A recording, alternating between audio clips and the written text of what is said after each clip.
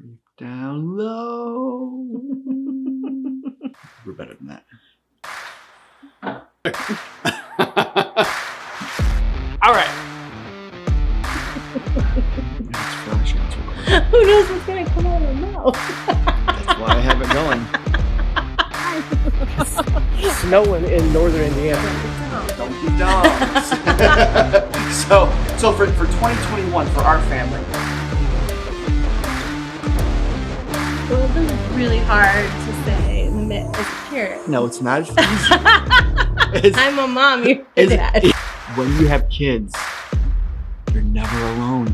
Don't waste your parenting experience by feeling guilty and bad about yourself sometimes. It's okay. It's okay. It's okay. Parenting is hard. That's it.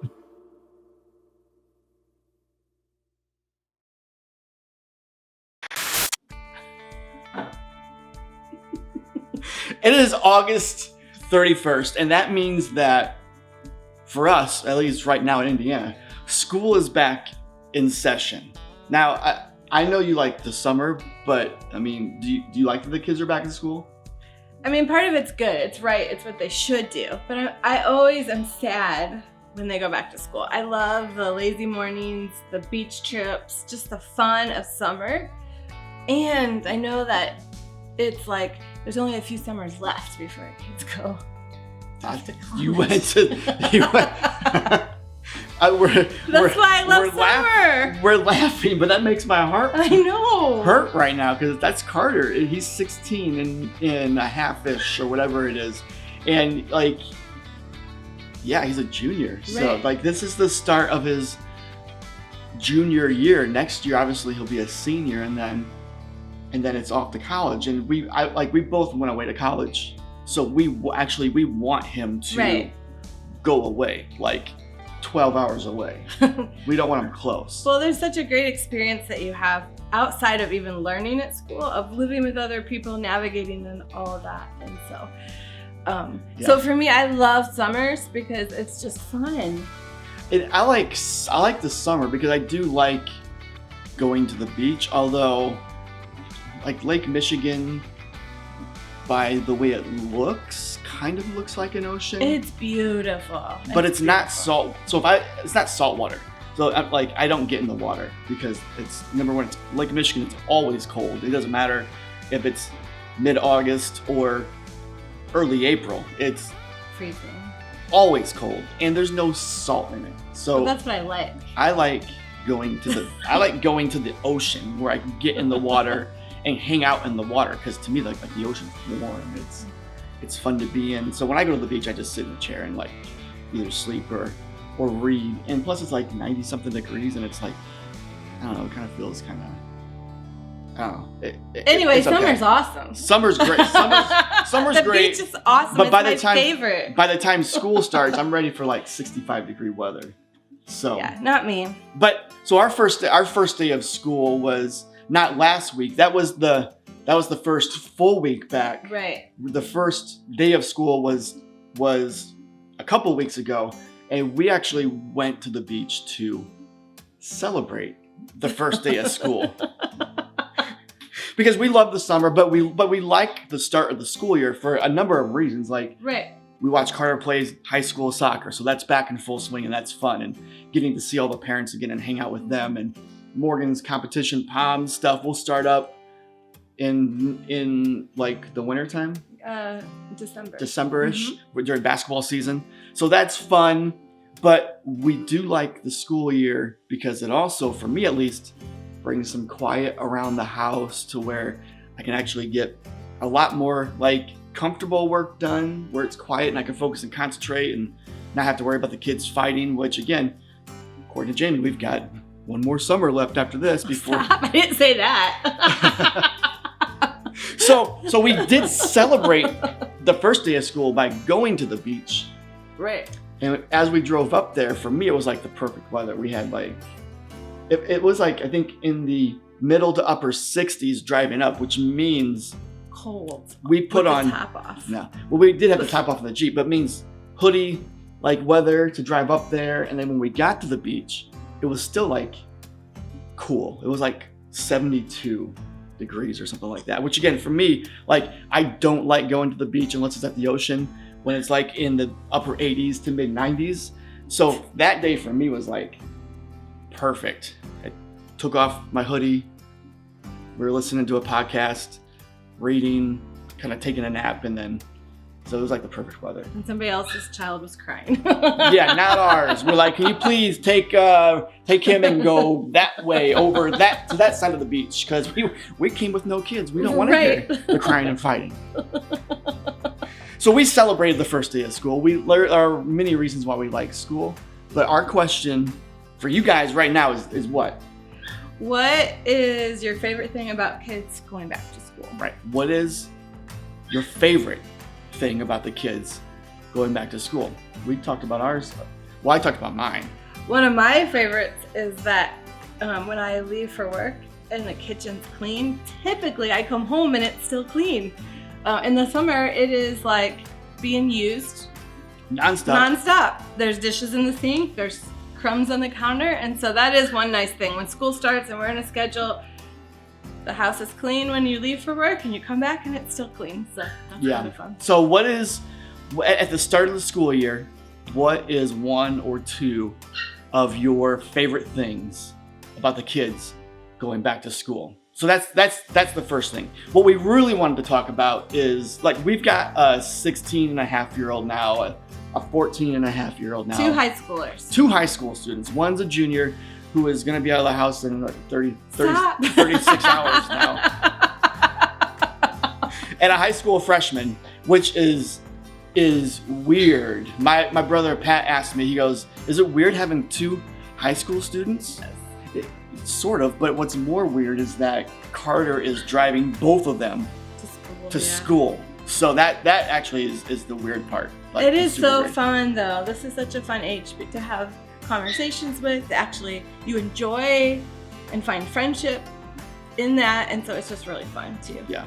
So with the school year brings some new experiences for some of parents with younger kids who haven't gone through kind of what we've already experienced. Not that we're experts, but so Jami has had some conversations with some friends about technology. Right. So I have some friends who have 6th graders, and they were given Chromebooks at school. And this is the first time that they were given technology that's theirs to use versus like mom and dad's to use. And so my friend was asking, like, what guardrails, what things do we put in place when the kids were given Chromebooks? So what are some good things to keep in mind with that? Yeah, that's a reasonable question. Right. It's a fair question. Right. So one of the things I said is Chromebooks don't belong in their bedrooms where you can't see what they're doing and watching on them. Now, that was a little weird last year with them doing e-learning at home because that's kind of where they were doing school, but the doors had to stay open so we could see what was happening. So Chromebooks don't go in bedrooms. They get plugged in at night in public spaces. Yeah, so for us, it's either in our bedroom where Jami gets ready, the makeup area, whatever, or for this year, we've made it to be our kitchen downstairs. So there's that. Right. Which, as your kids get older, some guardrails, some guidelines loosen up. And we thought we could loosen up with devices and things at this age, but what we found, even as adults, our phones are such distractions to what we're supposed to be doing. So basically, devices get put into a public space when we go to bed so that it's not a distraction. It's not a distraction, and like for us, it's so easy for everybody to get busy doing their own thing in our house that we lose track of where our kids are at. Like, we think of keeping track of our kids when we're going out to the mall or to public places to shop or to eat. Like we don't want to lose our kids, but it's easy to lose our kids in our own homes. And after 3 hours, we're like, well, where's Morgan at? Where's Carter? Oh, well, they're upstairs in their bedroom on their devices watching YouTube, TikTok, Snapchat, like whatever, instead of like being a family in our house. Right. So that was another reason why, like, we can loosen up as they get older, but as they get older, we found that we actually have to tighten up on some things as well, as far as making some I don't like the word rule, but some guidelines of like what's expected. Like it's expected that we interact as a family. Right. We don't lock ourselves in our room. Right. For hours. When they're in 6th grade, devices. Oh gosh, when they're in 6th grade, devices didn't go into their rooms. Like they can now in high school, but when they go to bed and they go to sleep for the night, they plug them in a public space. Nothing's private. Just because it's your Chromebook from school and the school says not to show your password, that doesn't include with your parents. So we can see what's on your device. We can look at what's on your device, and we do check that. That doesn't mean we don't trust our kids. It means that we're responsible for helping shape all parts of their lives, and that includes technology. So for me, this is the exact same thing, but I always like to have like funny or cute or ridiculous phrases. And so I always tell the kids, like, your privacy is my privacy. Like you don't have any right to privacy at this age. Like there's some things where they get privacy, but when it comes to their their devices and their online surfing and searching and what they're looking at, like they have no privacy. Right. We get their passwords. It's not that they give them to us. It's that no, we actually tell them what they are, and they can switch it as they get older. But if they want to switch it to something more personal, we still get their passwords. Right. Yeah. So. Yeah. So, as they've gotten older, some things are loosened up, but these are just remember that wherever you set your line, students go further than that. Yeah. And so set your line in farther and loosen up over time, because it's hard to take it back if you just don't have any guardrails. It's so hard. It's so like Enneagram 7. Like I want to be the fun, adventurous parent, but it's so hard. It's so easy to walk in as the fun parent, but it's so hard to walk that back and then to have to be the hard parent where you're giving out consequences for expectations they didn't know they had. And not only that, but like Jami said, like wherever the line is where you draw it, they're gonna go 15 feet past that line. Right. It's just the way that I did that as a kid. Our kids have done that. Other parents of children have witnessed that as well. And we would rather set the line back more conservative so that when they do jump over that line, there's still a safety net that right. We've already accounted for. And the schools put like software on the kids' computers, sends us a weekly report so we can see what they did on their computer, what they searched, all that. You can do that in your home as well. But we are literally giving our children in 6th grade, 11 years old, 12 years old in some cases, access to the World Wide Web. So even with the guardrails from the school and at home, they have access to YouTube, Twitter, different things where they could easily search for things. And so our job in protecting them is just occasionally checking that kind of thing. Now, as they get older, again, the checks change. It's not, we're checking it every day, but we can check at any point. At this point, we still pay for our kids' phone bills, and we should get into social media another time. This is more just about having technology in the home. But for parents who say, my kids aren't on social media, are you sure? That's a whole different discussion. That's a whole different discussion. Day. But our kids, they are like little inmates in a prison.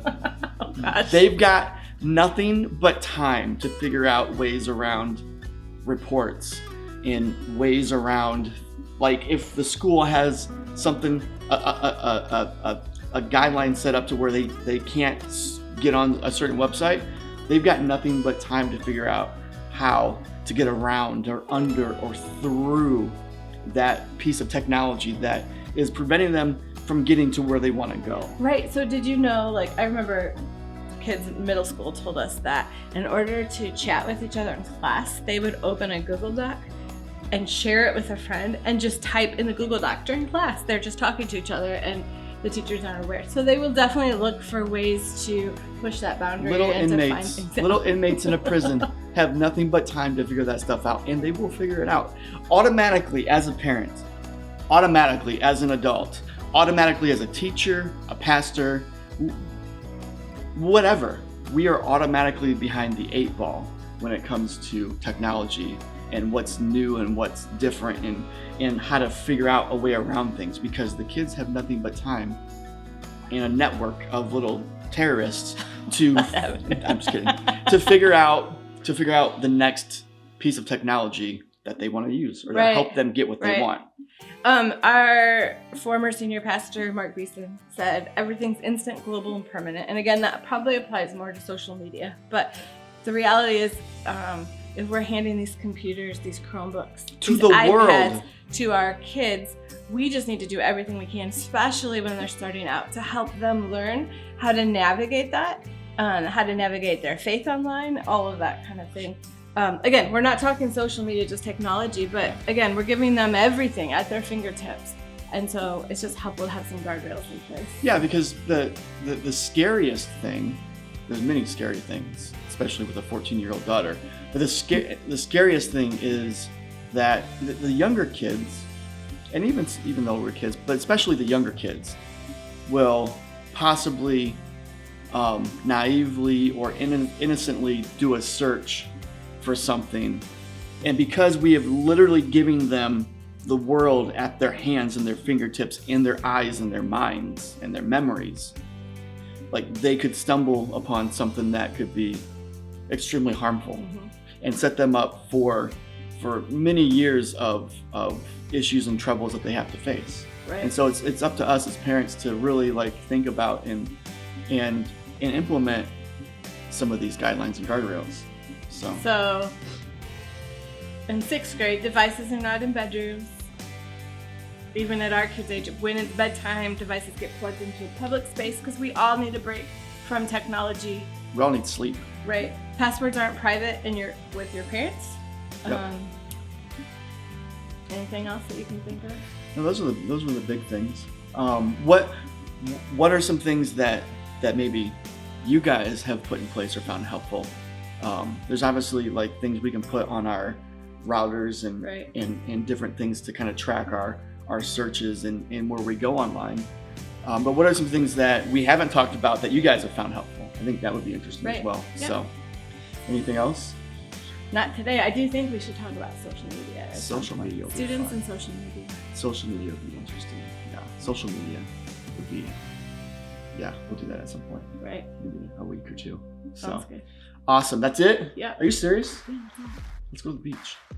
I have to go to work today. Yeah. We should probably work. We have soccer tonight. No beach trips today. True. Okay. Okay. That's it. Bye.